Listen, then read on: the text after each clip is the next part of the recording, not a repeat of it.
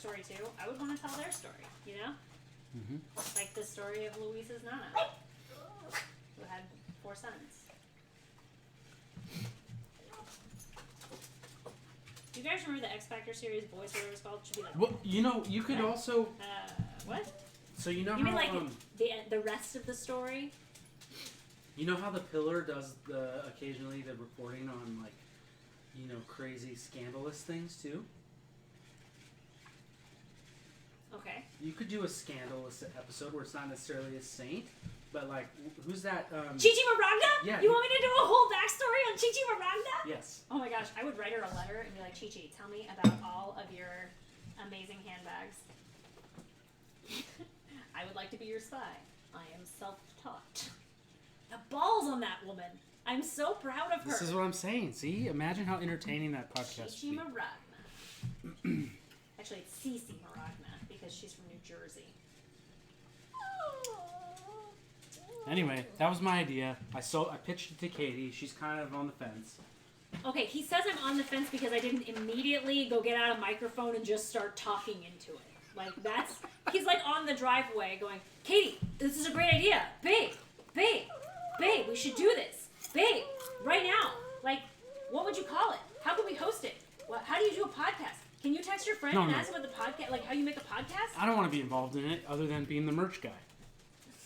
Chi-Chi who? It's actually Cece Maragna, which is not really her name. Her name is Cecilia Marogna. It's spelled M-A-R, like Maragna.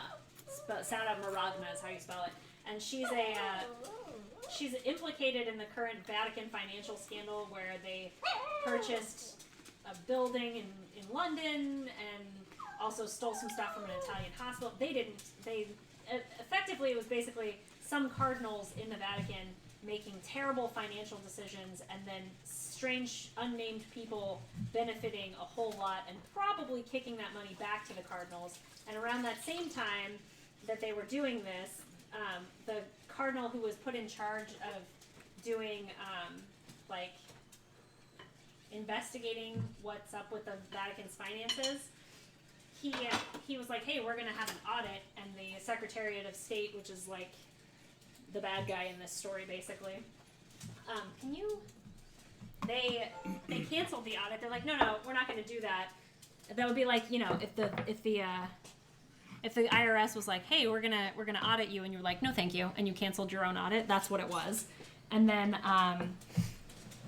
once people started poking around into what they were into, that cardinal, his name is Cardinal Pell, was arrested on completely fabricated charges of child molestation or child endangerment or whatever, and he was convicted and went to jail in Australia for a long time. And then it turned out that like there was absolutely no evidence, and the Australian Supreme Court completely overturned his conviction and let him go. But around the same time, there's also evidence that same crappy D-bag, I can't say that he's a cardinal, but the Secretary of State was paying off somebody in Australia. So you're like, oh, you're the guy who has oversight over my financial dealings, and suddenly you're in jail on completely fabricated charges, and also we've been paying off the police in Australia. See how good she would be talking about this kind of stuff? Not very good. See what I'm saying? But anyway, Cece is involved in that, not the thing with the cardinal in Australia, but rather she went up to the Secretariat of State at the time, and she was like, hey man, would you like me to spy on some people for you? And he's like,